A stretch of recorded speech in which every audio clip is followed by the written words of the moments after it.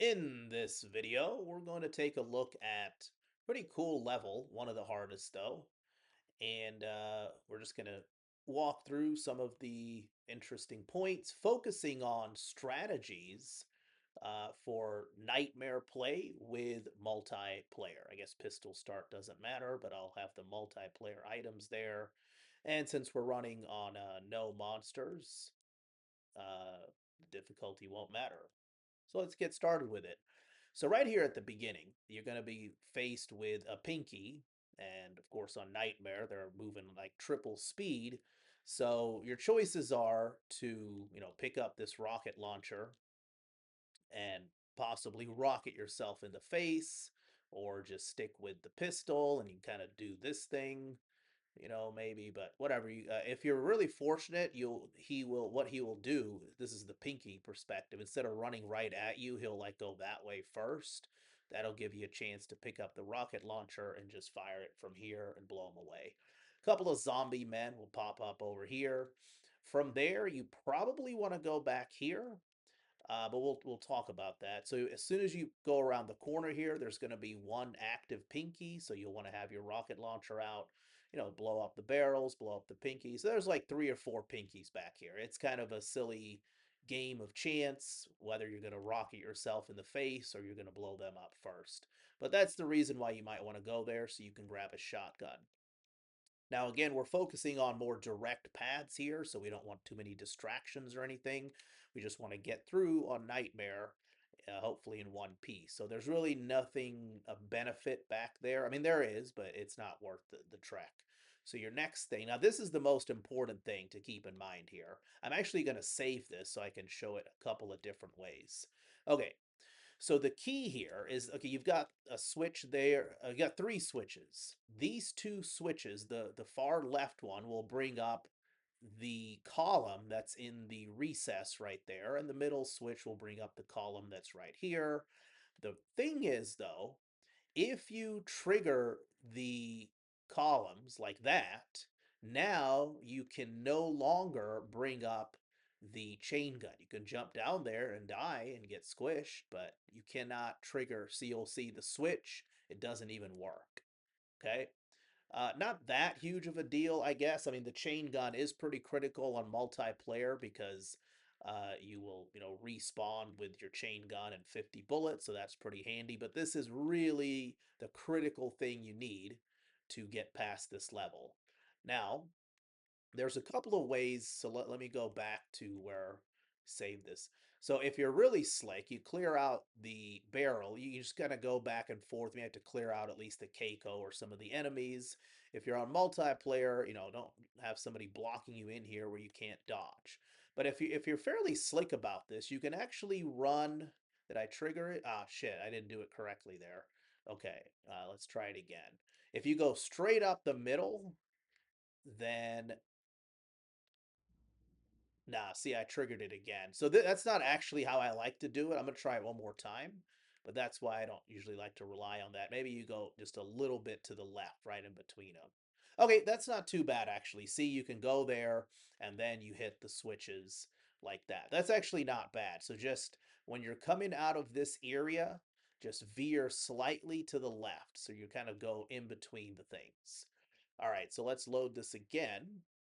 The other thing that I like to do, of course, with Nightmare and everything spawning, it can be tricky, but if you stay around here to like the far left, it's not too bad, right? So then you can do it that way. The key is don't trigger the columns before you raise the floor.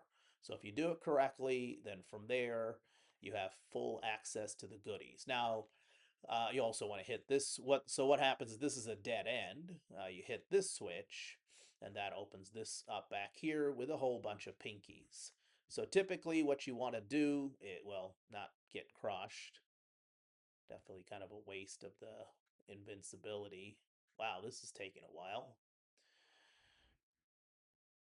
Okay, so yeah, don't do that because that pretty much uses up the invincibility. So you go through here and you want to use this invincibility strategically such that you can make it all the way back here, grab this blue key, And then from there, again, there's a few different paths to go down, whether you go there, but we're just going to focus on the direct path. So the idea is, especially on Nightmare, I believe the invincibilities last a little bit longer. So hopefully you're still running with it. Usually you can make it all the way back here before it runs out. Again, I wasted it on the stupid crushing crusher anyway. So this room is kind of weird. This place is going to open up. There's going to be a whole bunch of pinkies there, but this door right here, it's so as soon as you step over there, this opens up and you get flooded with the pinky. So if you have rockets, the strategy is to trigger that and just fire some rockets and then pull out your chain gun. So you clear that out. Now, there's actually two deaf pinkies in here. One right here and one sitting right here, which means even after you get rid of the 4 or 5 that come out, you might be like, oh, okay, cool, let me go. As soon as you step in here, you're going to get chewed up. So it may or may, I mean, the armor is nice to have, but you got to keep that in mind. You may have to like go in here and come back out to bring them out. You definitely don't want to step into there. All right, so you clear out all these pinkies or whatever. You can see this door here is like this weird double door or something. But yeah, you step on here and that triggers it opening up. You go in here, there's a whole bunch of, smaller imps and things like that in here. What you'll want to do is pick up this next invincibility. So it's kind of like a couple of checkpoints. Once you get through here, you want to hit these switches right here to open up those passages, and then you grab that invincibility. You got to open this one to grab the yellow key. But once you get that invincibility right here, the level's pretty much over. You go back here, kind of do the same thing on here, triggering these two doors. You can't tell, but it's the yellow. You get the red key now. You still got plenty of invincibility here. Run through here, run through here. Immediately uh, drop down in here. Try to avoid the mess of pinkies that's in here. You should be able to.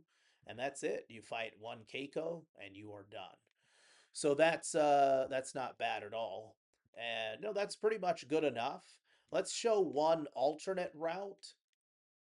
Um, you might. Oops, I got to open up all this stuff. So yeah, as we know, you grab all this stuff here.